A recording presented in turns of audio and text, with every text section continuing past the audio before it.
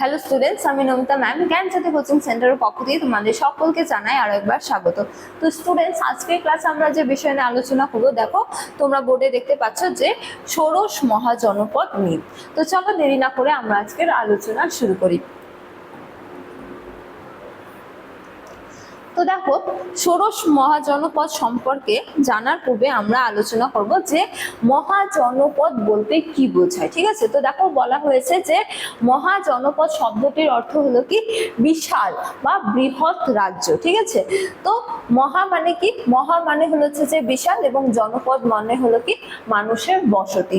তো কতকগুলি জনপদ নিয়ে গড়ে উঠেছিল প্রাচীনকালে একটি মহাজনপদ। ঠিক আছে, তো মহাজনপদ শব্দের অর্থ কি বিশাল রাজ্য বা বৃহৎ রাজ্য। ঠিক আছে, তো দেখো বলা হয়েছে যে বৈদিক যুগে ছোট ছোট উপজাতিগুলি জন এবং কি কালক্রমে নিজেদের পরিধি বৃদ্ধি করে শক্তিশালী জনপদে পরিণত হয়েছিল। ঠিক আছে, তো যেমন বৈদিক যুগে কি হয়েছিল, কয়েকটি পরিবার নিয়ে গ্রাম গড়ে উঠেছিল, কয়েকটি গ্রাম নিয়ে কয়েকটি বিষ নিয়ে জন গড়ে উঠেছিল, তেমনি কয়েকটি জন মিলে কি গড়ে উঠেছিল জনপদ। ঠিক আছে, এবং কয়েকটি জনপদ মিলে গড়ে উঠেছিল কি মহাজনপদ, বা এটা মনে রাখলে হবে যে কয়েকটি জনপদ নিয়ে গড়ে উঠেছিল কি মহাজনপদ। ঠিক আছে, তো খ্রিস্টপূর্ব 6ষ্ঠ শতাব্দীতে লোহার বহুল ব্যবহার করার ফলে মানুষের কৃষি এবং কি সামরিক ক্ষেত্রে মানুষ অভূতপূর্ব বিকাশ লাভ করেছিল। ঠিক আছে, তো এই যে পরিবর্তন ঘটেছিল আর্থ সামাজিক ক্ষেত্রে, যে তারা কৃষি ক্ষেত্রে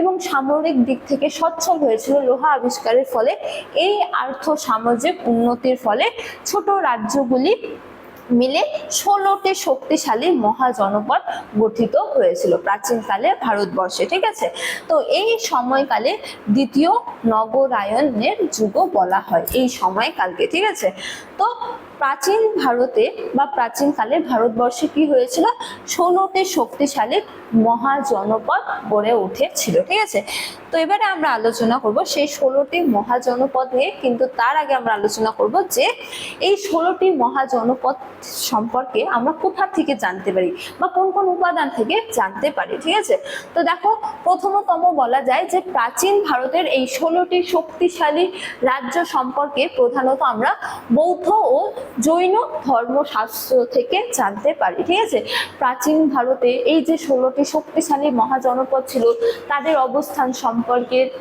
ঠিক আছে, বা নানান তথ্য সম্পর্কে আমরা বৌদ্ধ ও জৈন ধর্মগ্রন্থ থেকে জানতে পারি। ঠিক আছে, যেমন দেখো বৌদ্ধ গ্রন্থের মধ্যে বলা যায় যে অঙ্গুত্তর নিকায় ও দীর্ঘ নিকায় থেকে আমরা কি জানতে পারি, এই 16টি মহাজনপদ সম্পর্কে জানতে পারি। ঠিক আছে, এছাড়া জৈন গ্রন্থের মধ্যে ভগবতী সূত্র নামক গ্রন্থ থেকে এই মহাজনপদগুলি সম্পর্কে আমরা জানতে পারি। ঠিক আছে, বৌদ্ধ ও জৈন ধর্মগ্রন্থের মধ্যে যে ধর্মগ্রন্থ থেকে আমরা হলো যে 16টি মহাজনপদ সম্পর্কে জানতে পারি সেটা। ঠিক আছে, তো এছাড়াও হিন্দু মহাকাব্য যেমন রামায়ণ, ঠিক আছে, মহাভারত এবং কি পুরাণ থেকেও আমরা এই 16টি মহাজনপদ সম্পর্কে বিস্তারিত তথ্য জানতে পারি। ঠিক আছে, তো এই গেল উপাদান যে এই 16টি মহাজনপদ সম্পর্কে আমরা কোথা থেকে জানতে পারি।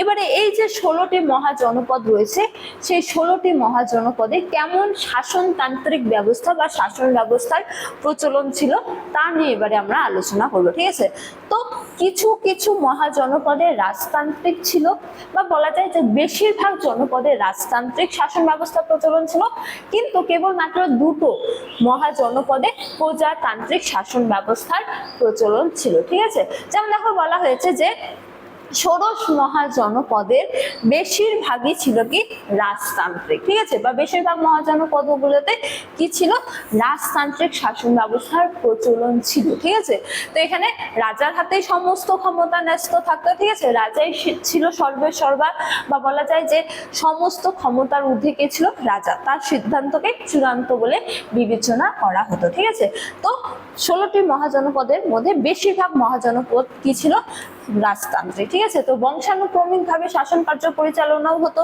এই জনপদগুলোতে, রাজার পর তার পুত্র, তার পুত্রের পর তার পুত্র, এভাবে বংশানুক্রমিক ভাবে তারা কি করত, ক্ষমতা ভোগ করত। যেমন মগধ ছিল কি রাজতান্ত্রিক মহাজনপদ, কোশল, বৎস, অবন্তী, অঙ্গ এবং কি কাশী প্রভৃতি ছিল কি রাজতান্ত্রিক রাজ্য। ঠিক আছে, বা প্রভৃতি মহাজনপদে কি ছিল, রাজতন্ত্রের প্রচলন ছিল। এছাড়া কয়েকটি মহাজনপদে কি ছিল, প্রজাতান্ত্রিক শাসন ব্যবস্থার প্রচলন ছিল। কয়েকটি তো নয়, দুটি, ঠিক আছে। তো যেমন দেখো বলা হয়েছে যে কয়েকটি মহাজনপদে গণতান্ত্রিক বা প্রজাতান্ত্রিক শাসন ব্যবস্থার প্রচলন ছিল। এখানে জনগণ বা অভিজাত দ্বারা নির্বাচিত হতো কে, রাজা, ঠিক আছে। তো দেখো কোন কোন মহাজনপদ, ব্রিজি বা বজ্জি বা মল্লতে কেবলমাত্র প্রজাতন্ত্র প্রচলন ছিল, ব্রিজি এবং কি মল্ল, ঠিক আছে। তো এই গেল 16টি মহাজনপদের শাসন ব্যবস্থা নিয়ে, ঠিক আছে, কোন ধরনের শাসন ব্যবস্থার প্রচলন ছিল। এবারে আমরা একে একে আলোচনা করব এই 16টি মহাজনপদ সম্পর্কে বিস্তারিতভাবে, যে কোথায় অবস্থান ছিল, তাদের রাজধানী কি ছিল এবং তাদের বৈশিষ্ট্য সম্পর্কে, ঠিক আছে। তো দেখো 16টি মহাজনপদের মধ্যে অন্যতম শক্তিশালী একটি মহাজনপদ হলো কি, মগধ, ঠিক আছে। তো মগধের রাজধানী কি ছিল, প্রথমে রাজগৃহ এবং পরে কি ছিল, পাটলিপুত্র, ঠিক আছে। দুটো রাজধানী তোমাদের মনে রাখতে হবে, প্রথমে রাজগৃহ কিন্তু পরবর্তীকালে কি, পাটলিপুত্র। তো বর্তমানের দিক থেকে এই মগধ কোথায় গড়ে উঠেছিল, দক্ষিণ বিহারে, ঠিক আছে। তো বর্তমান যে দক্ষিণ বিহার, সেখানে প্রাচীনকালের মগধ গড়ে উঠেছিল, তার রাজধানী ছিল প্রথমে রাজগৃহ, পরে ছিল পাটলিপুত্র, ঠিক আছে। তো এর বৈশিষ্ট্য সম্পর্কে বলা যায় যে এটি ছিল ষোড়শ মহাজনপদের মধ্যে সবচেয়ে শক্তিশালী, ঠিক আছে। 16টি মহাজনপদ যে রয়েছে তার মধ্যে সর্বাপেক্ষা শক্তিশালী ছিল কি, মগধ, ঠিক আছে। তো বিম্বিসার ও অজাত শত্রুর মতো রাজাদের অধীনে এই যে মগধ, তার কিন্তু ব্যাপক উন্নতি বা ব্যাপক বিকাশ ঘটেছিল মগধের, ঠিক আছে। এই গেল মগধ সম্পর্কে আলোচনা। এবারে আমরা আলোচনা করব কোশল, ঠিক আছে, মগধের অন্যতম প্রধান প্রতিদ্বন্দ্বী। তো বর্তমান যে উত্তরপ্রদেশ, সেখানে গড়ে উঠেছিল কি, কোশল রাজ্য, এবং এই রাজ্যের রাজধানী কি ছিল, শ্রাবস্তী বা অযোধ্যা, ঠিক আছে, বা শ্রাবস্তী মনে রাখতে পারো। তো এর বৈশিষ্ট্য সম্পর্কে বলা যায় যে এটি একটি বিশাল রাজ্য ছিল কোশল, ঠিক আছে। এবং রাজা প্রসেনজিৎ ছিলেন এখানকার একজন বিখ্যাত শাসক, যার সম্পর্কে নানা তথ্য জানা যায়, এবং তিনি যে একজন বিখ্যাত বা শক্তিশালী রাজা ছিলেন তাও কিন্তু জানা যায়। তো কোশলের একজন বিখ্যাত রাজা হলেন কে, রাজা প্রসেনজিৎ, ঠিক আছে। তো মগধের অন্যতম প্রধান প্রতিদ্বন্দ্বী ছিল এই কোশল রাজ্য। এবার আমরা আলোচনা করব অবন্তী সম্পর্কে। তো অবন্তী বর্তমান যে মধ্যপ্রদেশ বা মালব, সেখানে গড়ে উঠেছিল কি, অবন্তী। এর রাজধানী কি ছিল, উজ্জয়িনী ও মহিষ্মতি, দুটো, ঠিক আছে। তো এই যে অবন্তী, তা মূলত লোহা উৎপাদনের জন্য সমৃদ্ধ ছিল বা বিখ্যাত ছিল অবন্তী, এবং রাজা প্রদত্তের শাসনামলে এটি একটি শক্তিশালী রাজ্য হিসেবে আত্মপ্রকাশও করেছিল, ঠিক আছে। তো এই গেল অবন্তীর বৈশিষ্ট্য সম্পর্কে আলোচনা। সরি, এবারে আমরা আলোচনা করব অঙ্গ সম্পর্কে, ঠিক আছে। যে বর্তমান পূর্ব বিহারে কি গড়ে উঠেছিল, প্রাচীনকালের অঙ্গ মহাজনপদ বা অঙ্গরাজ্য, এবং এই রাজ্যের রাজধানী কি ছিল, চম্পা, ঠিক আছে। এবং এর বৈশিষ্ট্য সম্পর্কে বলা যায় যে প্রাচীন যুগে এটি বাণিজ্যের জন্য যথেষ্ট বিকাশ হয়েছে, যে প্রসিদ্ধ ছিল। তো বাণিজ্যের একটি বড় কেন্দ্র ছিল এই অঙ্গরাজ্য, ঠিক আছে। এবং মগধ রাজ বিম্বিসার যুদ্ধে অঙ্গরাজ্য দখল করলে মগধের অন্তর্ভুক্ত হয়ে যায় পরবর্তীকালে কোন রাজ্য, অঙ্গ, ঠিক আছে। এবার আমরা আলোচনা করব কাশী সম্পর্কে। তো বর্তমান যে বারাণসী অঞ্চল, সেখানে প্রাচীনকালের কাশী গড়ে উঠেছিল, এবং তার রাজধানী কি ছিল, বারাণসী, ঠিক আছে। তো এর বৈশিষ্ট্য সম্পর্কে বলা যায় যে প্রথম দিকে এটি অন্যতম একটি শক্তিশালী মহাজনপদ ছিল, কিন্তু পরে কোশল রাজ্যের সঙ্গে দীর্ঘ যুদ্ধের পর এটি কোশলের সাথে অন্তর্ভুক্ত হয়ে যায়, ঠিক আছে। তো দেখো অন্যতম একটি যে মহাজনপদ অঙ্গ, সেটি কার অন্তর্ভুক্ত হয়ে যায়, মগধের, এবং কাশী কার অন্তর্ভুক্ত হয়ে যায়, কোশলের। অর্থাৎ তাদের মধ্যে যে প্রতিদ্বন্দ্বিতা বা যুদ্ধ, তা কিন্তু লেগেই ছিল, ঠিক আছে। এছাড়া কি বর্ষ কিন্তু বর্তমান যে প্রয়াগ বা এলাহাবাদ, সেখানে গড়ে উঠেছিল এই রাজ্যের রাজধানী কি ছিল, কৌশাম্বী। তো যমুনা নদীর তীরে এই বৎস রাজ্য গড়ে উঠেছিল, এবং এখানকার রাজা যে ছিলেন, তিনি ছিলেন উদয়ন, বৌদ্ধ ধর্মের একজন বিশিষ্ট পৃষ্ঠপোষক, ঠিক আছে।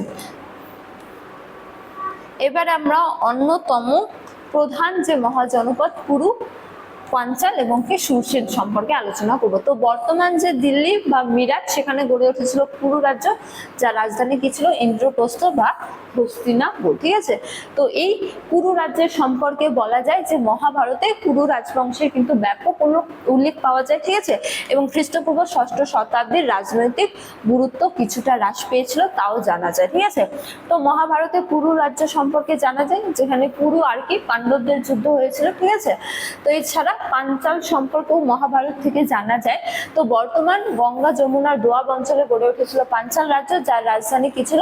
অহিছত্র বা কাম্পিল্য। ঠিক আছে, তো এই রাজ্যের দুটি রাজধানী ছিল, বা এই রাজ্যটি উত্তর এবং কি দক্ষিণ দুটো অংশে বিভক্ত ছিল, যেখানে উত্তর ভাগের রাজধানী ছিল অহিছত্র এবং দক্ষিণ ভাগের রাজধানী ছিল কি? কাম্পিল্য। ঠিক আছে, তো মহাভারতে দ্রৌপদী এই পাঞ্চাল দেশেরই রাজকন্যা ছিলেন। ঠিক আছে, বা মহাভারত থেকে এই পাঞ্চাল রাজ্যের সম্পর্কে নানা তথ্য জানা যায়। এছাড়া সুরসেন বর্তমান মথুরা অঞ্চলে গড়ে উঠেছিল, যার রাজধানী কি ছিল? মথুরা। ঠিক আছে, তো এই সুরসেন রাজ্য সম্পর্কে বলা যায় যে যমুনা নদীর তীরে এটি অবস্থিত ছিল এবং রাজ্যটি যদু বংশ এবং কি ভগবান শ্রীকৃষ্ণের স্মৃতি বিজড়িত স্থান হিসেবেও পরিচিত। ঠিক আছে, বা এই যে সুরসেন রাজ্যটি এটাও কিন্তু আমরা মহাভারতে এই রাজ্য বা এই জনপদের উল্লেখ পেয়ে থাকি। ঠিক আছে, তারপরে দেখো অন্যতম একটি জনপদ হলো মৎস্য, যেটি বর্তমান যে রাজস্থান সেখানে গড়ে উঠেছিল। এর রাজধানী ছিল কি? বিরাটনগর।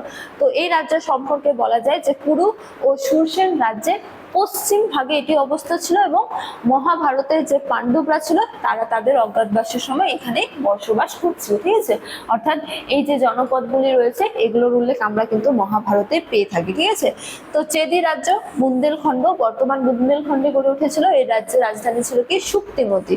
তো যমুনা নদীর কাছাকাছি অঞ্চলে এটি অবস্থিত ছিল এই চেদি রাজ্য, এবং মহাভারতে বর্ণিত রাজা শিশুপাল এই চেদি রাজ্যের কি ছিল? অধিপতি ছিলেন। ঠিক আছে, তো এই গোদাবরী উপত্যকায় যে মহাজনপদ গড়ে উঠেছিল তার নাম হলো কি? অসমক। ঠিক আছে, এই রাজ্যের রাজধানী কি ছিল? পোতালি বা পোদানা। ঠিক আছে, পোতালি এবং কি পোদানা এটি একটি নাম। ঠিক আছে, পোতালি বা পোদানা ছিল এই অসমক রাজ্যের রাজধানী। তো এটি ছিল দক্ষিণ ভারতে অবস্থিত অন্যতম বা বলা যায় যে একমাত্র মহাজনপদ। ঠিক আছে, তো এতক্ষণ আমরা যা যা মহাজনপদ সম্পর্কে আলোচনা করলাম সব কিন্তু উত্তর ভারতেই অবস্থিত, কিন্তু দক্ষিণ ভারতে একটি রাজ্য ছিল বা মহাজনপদ ছিল, সেটি ছিল কি? অসমক। তো বাকি 15টি কোথায় অবস্থিত?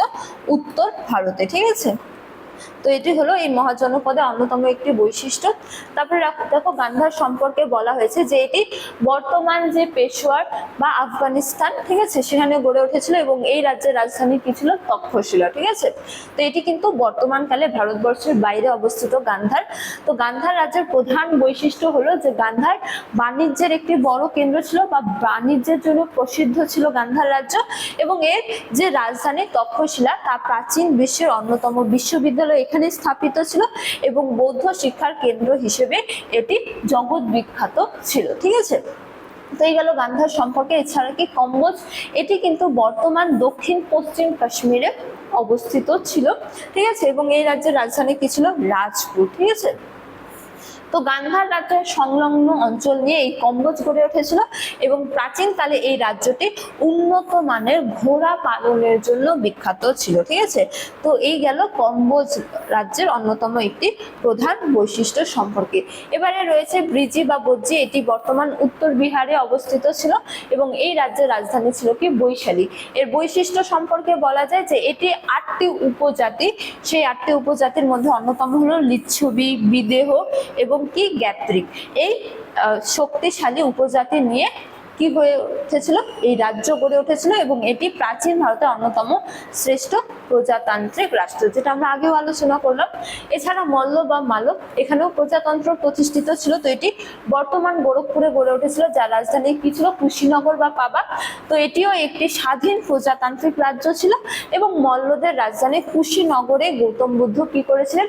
মহাপরিনির্বাণ বা মৃত্যু লাভ করেছিলেন বা মহাপরিনির্বাণ কি করেছিলেন, লাভ করেছিলেন। ঠিক আছে, তো এই গেল 16টি মহাজনপদ নিয়ে বিস্তারিত আলোচনা, তাদের বর্তমানের দিক থেকে অবস্থান কোথায় ছিল, তাদের রাজধানী কোথায় ছিল এবং তাদের বৈশিষ্ট্য সম্পর্কে। এবারে আমরা আলোচনা করব যে এই যে 16টি মহাজনপদ ছিল তাদের মধ্যে কিন্তু মগধ সর্বশ্রেষ্ঠ হয়ে ওঠে এবং মগধ ভারতের 100 বিস্তীর্ণ অঞ্চল অতিক্রম করে কি করেছিল, কেন্দ্রীয় শাসন ব্যবস্থা প্রবর্তন করেছিল এবং সমস্ত যে 15টি বাকি জনপদ ছিল তা সেগুলোকে কি করেছিল, পরাস্ত করেছিল। ঠিক আছে, যেমন দেখো বলা হয়েছে যে 16টি মহাজনপদের মধ্যে পারস্পরিক দ্বন্দ্ব লেগেই ছিল বা যুদ্ধ বা লেগেই ছিল। ঠিক আছে, কিন্তু শেষ পর্যন্ত 4টি রাজ্য শক্তিশালী হয়ে উঠেছিল। সেই 4টি কি কি, মগধ, কৌশল, বৎস এবং কি অবন্তী। ঠিক আছে, তো এই 4টি সর্বশ্রেষ্ঠ বা শক্তিশালী রাষ্ট্রে পরিণত হয়েছিল এবং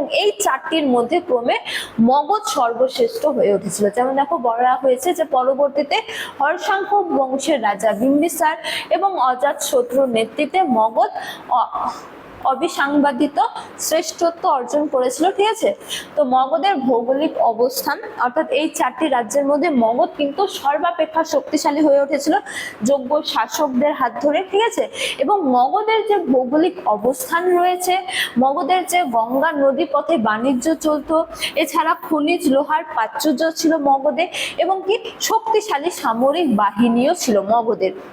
এবং মগধের এই সমস্ত বৈশিষ্ট্যগুলো মগধের এই যে উত্থান, এই উত্থানকে কি করেছিল, সত্য করেছিল। ঠিক আছে, বা সাহায্য করেছিল বা সহায়তা করেছিল। ঠিক আছে, তো দেখো বলা হচ্ছে যে বাকি রাজ্যগুলিকে গ্রাস করে মগধ কি হয়েছিল, সমগ্র উত্তর ভারতে এক বিশাল সাম্রাজ্য গড়ে তোলেন। ঠিক আছে, এবং এই মগধের যে অন্যতম শ্রেষ্ঠ একটি রাজবংশ হলো পরবর্তীকালে, সেটা হলো মৌর্য রাজবংশ। সেখানকার রাজা কে, সর্বশ্রেষ্ঠ রাজা বা শক্তিশালী রাজা যারা প্রাচীন ভারতে বিখ্যাত তারা হলেন কে, অশোক এবং চন্দ্রগুপ্ত মৌর্য। ঠিক আছে, তো এই গেল 16টি রাজ্য সম্পর্কে বিস্তারিত আলোচনা বা ষোড়শ মহাজনপদ সম্পর্কে বিস্তারিত আলোচনা। তোমাদের কোনো ধরনের কোনো প্রশ্ন থাকলে তোমরা এই দুটো নাম্বারের মধ্যে যে কোনো একটিতে যোগাযোগ করে জানতে পারো। ঠিক আছে, তো আজকে আলোচনার ক্লাস এতটাই, তোমাদের সাথে দেখা হবে পরবর্তী ক্লাসে। তখন তোমরা সকলেই ভালো থাকো, সুস্থ থাকো। Thank you.